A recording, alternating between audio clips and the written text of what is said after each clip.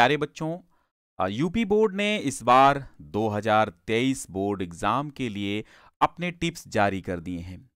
UP board की website पर आप जाकर के इनको चेक कर सकते हैं, डाउनलोड कर सकते हैं।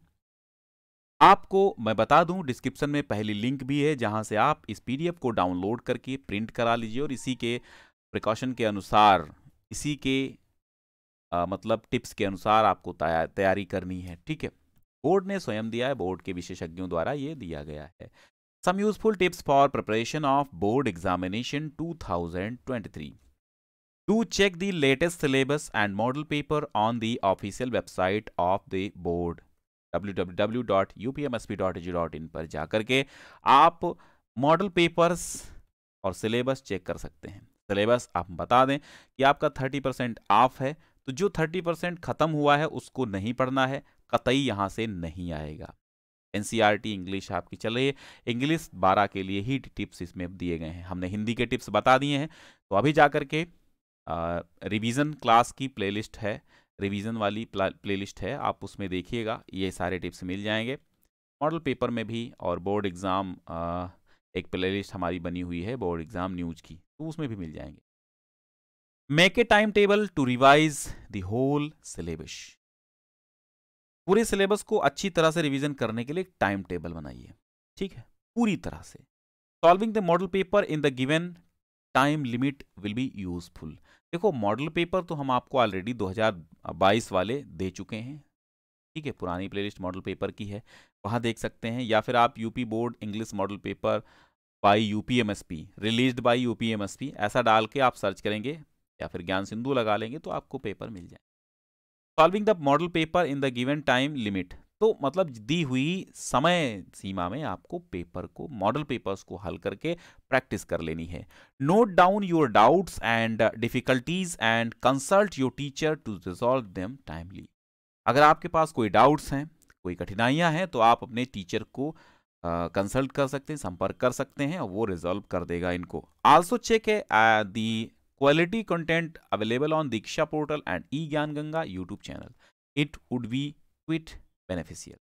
ठीक है, यानी कहता है दीक्षा पोर्टल और ई ज्ञान गंगा यूट्यूब चैनल जो कि बोर्ड का है, आप वहां पर भी क्वालिटी कंटेंट देख सकते हैं। As for different sections of the question paper the following precautions and preparation will be useful. नीचे दिए गए टॉपिक वाइज आपको कुछ टिप्स दिए जा रहे हैं, जैसे कि रीडिंग सेक्शन में आपको क्या करना है। Read the given unseen passage in the question paper twice carefully. 2 बार आपको सावधानी पूर्वक अनसीन पैसेज को पढ़ना है। आफ्टर फर्स्ट रीडिंग, अगर आपने पैसेज पहले एक बार पढ़ा, आप एक बार पैसेज पढ़ने के बाद read the questions and then read the passage again. 2 बार आपको क्या करना है, एक पैसेज को पढ़ना है, लेकिन उस पैसेज को एक बार पढ़ेंगे, फिर क्वेश्चंस को एक बार पढ़ेंगे, फिर दूसरी बार फिर से उस पैसेज को पढ़ेंगे, और फिर क्या करेंगे आप, keep underline keywords phrases so that you can locate and answers in passage quickly. आप पहली बार पैसेज पढ़ेंगे, फिर दूसरी बार क्वेश्चन पढ़ेंगे, फिर क्वेश्चन के बाद फिर पैसेज पढ़ेंगे, तो पैसेज में जो वर्ड क्वेश्चन में कीवर्ड मैच कर रहे हैं वही आप अंडरलाइन कर लीजिए, ठीक है। जैसे यहाँ पर क्वेश्चन और यहाँ पर हमने प्रश्न में भी पढ़ा, मान लो क्वेश्चन लिखा तो क्वेश्चन का कीवर्ड यहाँ पर क्वेश्चन मिल गया, वो अंडरलाइन करिए, फिर उस लाइन को पढ़िए, फिर आप अपने शब्दों में क्या कहा कि right answer in your on words and expressions, do not copy the words of the passage. Passage के टू कॉपी आप वर्ड वैसे ही नहीं लिखेंगे, आपको अपने शब्दों में वही वर्ड इस्तेमाल करके उत्तर देना है, ठीक है। फिर राइटिंग सेक्शन में क्या करना है, do practice proper format of the letters, यानी पत्रों का आप एक उचित फॉर्मेट में, उचित प्रारूप में क्या करना है, प्रैक्टिस करनी है। जो आप लेटर लिखते हैं उनका फॉर्मेट अच्छा होना जरूरी है, क्योंकि फॉर्मेट के ही नंबर मिलते हैं। रीडिंग आर्टिकल, फॉर्मेट मतलब प्रारूप। Reading articles and editorials letters to the editor published in newspaper will help you learn appropriate term and expression. Videos on Diksha portal and eGyanGanga YouTube channel will be very useful. यानी कहा गया है कि जो आपको संपादक को पत्र लिखने हैं, जो आर्टिकल लिखने हैं, उनको आप ध्यानपूर्वक पढ़ें। अगर आपको हेल्प चाहिए तो आप दीक्षा पोर्टल यूट्यूब चैनल eGyanGanga पर भी जा सकते हैं। ठीक है, ये बोर्ड का है। To use only relevant quotations और प्रोवर्ब्स, यानी जो आपकी जो कहावतें हैं वो आप प्रोवर्ब्स जो है कहावतें हैं, जो कोटेशन हैं जो आपके इसमें लिखे जाते हैं, ऐसे में लिखे जाते हैं, आर्टिकल में लिखे जाते हैं, वो कहावतें आपको बहुत अच्छे तरीके से यूज करनी है, यानी आपको कोटेशन जरूर यूज करने हैं। ठीक है, writing too long answers with irrelevant stuff gives a very poor impression, so never do that, follow the prescribed word limit, यानी आपको सही शब्द सीमा में प्रश्नों के उत्तर आपको देने हैं। ठीक है, यानी अगर आप अप्रासंगिक सामग्री लिखते हैं, इररिलेवेंट का मतलब होता है अप्रासंगिक सामग्री अगर लिखते हैं तो आपका उत्तर बहुत ही क्या होगा, पुअर होगा, पुअर कंडीशन का होगा। मान लो आपसे पूछा जा रहा है सपोज दैट प्रधानमंत्री के बारे में, अब आप उसमें वर्णन कर रहे हैं पाकिस्तान और हिंदुस्तान के संबंधों की, तो बात गलत है। अगर आपसे कहा जाए कि आप एक रिपोर्ट लिखिए किस पर, पुअर बच्चों पर, गरीब बच्चों पर, आप रिपोर्ट लिख रहे हैं हिंदुस्तान पर, तो वो क्या है, वो कंडीशन गड़बड़ है। यानी जो पूछा गया आपसे गरीब बच्चों के उत्थान के बारे में कहा गया, या आपको नगर की सफाई के संबंध में न्यूज़पेपर वाले को पत्र लिखना, तो सेम वही वर्ड्स होने चाहिए, लगे कि हाँ उसको पत्र लिखा गया है। ग्रामर सेक्शन में in MCQs write the correct answer option in the answer sheet, do not write only the option number. Option number मत लिखो, ऑप्शन नंबर नहीं, जैसे आपका 1 2 3 4 ऑप्शन, बी का फर्स्ट सही है, फर्स्ट का सी सही है, पांचवे का बी सही है, ये मत लिखो। इनके साथ साथ आपको आंसर भी लिखने हैं। समझ में आया? हाँ। Practice translation bye translating short Hindi passage daily. आपको ट्रांसलेशन करना है तो छोटे छोटे पैसेजेस को जो आपके बुक में दिए हुए हैं ऑलरेडी, आप उनको क्या करें, आप उनको प्रैक्टिस करें। You can consult your teacher for the new और डिफिकल्ट वर्ड्स। अगर नए शब्द और कठिन शब्द आते हैं तो आप एक तो गूगल का प्रयोग बहुत ज़्यादा, गूगल मतलब ट्रांसलेट का ना करें, क्योंकि कभी कभी होता है ना, वो जो आम बोलचाल में भाषा चलती है वो गूगल नहीं दे पाता है, वो दूसरी भाषा आपको ला के दे देता। तो आप केवल इस टीचर से संपर्क करें। Keep noting it in your notebook the new terms, words and expressions that you come across while translating, do revise them before exam. आपको पॉइंट डिस्कस कर लेने हैं, पॉइंट नोट कर लेने हैं, कठिन शब्द नोट कर लेने हैं, कुछ एक्सप्रेशंस नोट कर लेने हैं जो आपको परीक्षा के एक दिन पहले रिवाइज करने हैं। You can get practice passages from newspaper और बुक्स अवेलेबल अराउंड यू। आप प्रैक्टिस कर सकते हैं किसकी, पैसेज की।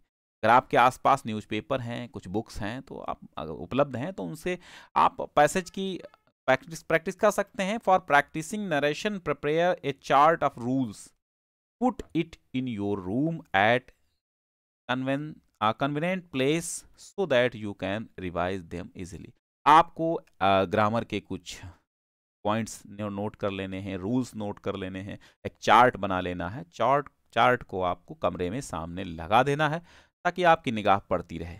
For synthesis take 5 sets of 2 sentences daily, मतलब 5 सेट, कम से कम 10 सेंटेंस आपको डेली क्या करने हैं, सिंथेसिस के हल करने। Combine them in simple, complex and compound sentence. जो भी ग्रामर के हैं आपको 10-10 एग्जाम्पल डेली क्या करने हैं, या मतलब प्रैक्टिस कर लेने हैं, समझ लेने हैं। For grammar practice as many examples as are possible. बहुत सारे उदाहरण जो हैं क्या होते हैं, बहुत सारे उदाहरण आपको संभवतः तैयार कर लेने हैं। कि बहुत सारे उदाहरण अगर आप नहीं तैयार करते हैं तो क्या पता कौन सा उदाहरण वहां पर दिया जाए। तो ऐसे एग्जाम्पल्स तैयार करने हैं जो बार बार आए हुए हैं। और ऐसे एग्जाम्पल के देखो ग्रामर में वो ऐसा होता नहीं कि जो पिछली बार आए हैं तो वो आ जाए, लेकिन आपको रूल्स तैयार करने, ग्रामर में रूल्स के अकॉर्डिंग ही सब होता है। वो फिर कोई भी सेंटेंस दे आप कर लेंगे। फिर लिटरेचर में name and spelling of lessons, पाठों के जो लेसन है, जो पाठों के राइटर्स हैं, ठीक है, करेक्टर्स हैं, वो सब आपको याद करने हैं। मस्ट बी लर्न करेक्टली, सही आपको पाठों के नाम, लेखकों के नाम और उनके पात्रों के नाम याद करने हैं। Keep noting the key points of the lesson, पाठ के की पॉइंट आपको तैयार करने हैं। They will help you remember the whole lesson in the examination. Also you can highlight the key points by writing them in a box. आपको क्या करना है, हाईलाइट कर लेने हैं क्या, हेडिंग्स को याद करना है। हेडिंग्स को याद करते समय आप क्या करेंगे, आपको हेडिंग्स अगर याद करनी है लॉन्ग आंसर में, तो हेडिंग्स के ही आप पूरा लॉन्ग आंसर लिख देंगे।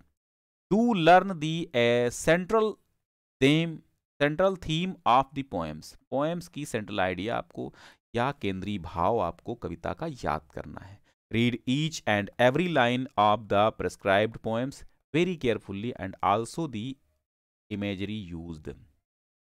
Revise the figure of speech and mark their use in the prescribed poems. आपको अलंकार याद कर लेने हैं, समझ लेने हैं, तैयार कर लेने हैं जो कि आपकी कविता में दिए हुए हैं। You may be required to analyse, compare और जस्टिफाई वेरियस इंसिडेंट्स और characters from your own points of view. Think about such questions and note you thoughts in key points, revise these points before exam. यानी आपको क्या करना है, अपने दृष्टिकोण से विभिन्न घटनाओं को, विभिन्न चरित्रों का विश्लेषण कर लेना है, तुलना कर लेना है, ठीक है, और मुख्य बिंदुओं को तैयार कर लेना है, अपने विचार नोट कर लेने हैं अपने पॉइंट ऑफ व्यू से, ठीक है। तो ऐसे तैयारी हो जाएगी। सम जनरल प्रिकॉशंस, कुछ सामान्य यहाँ पर सावधानियां। टाइम मैनेजमेंट इज इंपॉर्टेंट, बहुत इंपॉर्टेंट है कि आप किसी भी विषय में टाइम मैनेजमेंट पेपर में करना सीखें। आप इतनी स्पीड बनाएं कि 3 घंटे में आपका पूरा पेपर बहुत ही सरलता से अच्छी राइटिंग में हल हो जाए। So divide the allotted time for various types of questions and practice completing them with in the time limit. आप ऐसे भागों में यानी समय सीमा के अनुसार हर भाग को डिवाइड कर लेंगे, समझ लेंगे कि कितनी देर में हम कौन सा आंसर कर लेंगे, कौन सा हल कर लेंगे। तो इस प्रकार आप टाइम मैनेजमेंट कर सकते हैं। Read the question paper very carefully in given 15 minute. 15 minute में आपको पूरा पेपर सावधानीपूर्वक पढ़ना है। जो प्रश्न आपको पहले आ रहे हैं वो पहले करिए, ठीक है। Use short and simple sentences to maintain clarity and fluency. Always follow the prescribed word limit, यानी शब्द सीमा को ध्यान में रखना। अगर आपसे 80 शब्दों में कहा जा रहा है, या 30 वर्ड्स में कहा जा रहा है, या 50 वर्ड्स में कहा जा रहा है, या 150 में कहा जा रहा है, तो आप उतने में ही लिखिए। मान के चलिए एक पेज में लगभग आपके 75 से 100 शब्द आ जाते हैं। अगर आपका कोई 100 शब्दों का है, फिलहाल आप थोड़ा सा अगर बड़ा लिखते हैं तो आप मान के चलिए एक में 80 शब्द लगभग आ जाते हैं एक पेज में, 80 से 100 शब्द। तो आपका लेख कैसा है उस हिसाब से आपको लिखना है। Practice writing neatly, good hand writing is always appreciated. अच्छी हैंड राइटिंग है वो हमेशा क्या होती है, काबिल तारीफ होती है, और हमेशा उसकी सराहना होती है, हमेशा उसका अच्छा प्रभाव पड़ता है। Good vocabulary, correct spelling and correct grammar help you write good answers, learn and practice wholeheartedly, ठीक है। तो कहने का मतलब ये है, पूरे होल हार्टेडली मतलब पूरे मन के साथ प्रैक्टिस करें, पूरे मन के साथ तैयारी करें, क्योंकि करेक्ट ग्रामर, करेक्ट स्पेलिंग और करेक्ट शब्दकोश आपको अच्छे नंबर दिलाता है। All the best for English examination, for all subject examination. Thank you for watching this video. But एक बात हम कहेंगे आपसे कि आपको टेलीग्राम चैनल ज्वाइन करना है, ज्ञान सिंधु कोचिंग क्लासेस, सही स्पेलिंग डाल के, क्योंकि हर अपडेट एग्जाम के बाद तक, रिजल्ट तक हम देते रहेंगे वहीं पर, और सारे वीडियो, सारी रिवीजन क्लासेस वहीं मिलती हैं। हिंदी की फुल तैयारी आप जानते ही हैं, आप करते ही हैं। तो ऐसे तमाम विषय जो आपके इंग्लिश है ये मैंने बताया, ऐसे ही हिंदी का बता चुके हैं, ऐसे ही बायोलॉजी, फिजिक्स, मतलब तमाम विषय आपको बताए गए हैं जो कि बोर्ड द्वारा दिए गए, मैंने डिस्कस किया, समझाया है। तो उनको भी समझ लीजिए कैसे बोर्ड के क्या पॉइंट हैं। पहली बार बोर्ड ने पॉइंट दिए हैं तो थोड़ा सा पॉइंट समझो आप, ठीक है। बहुत बहुत धन्यवाद। शेयर कर देना भाई इसको बार।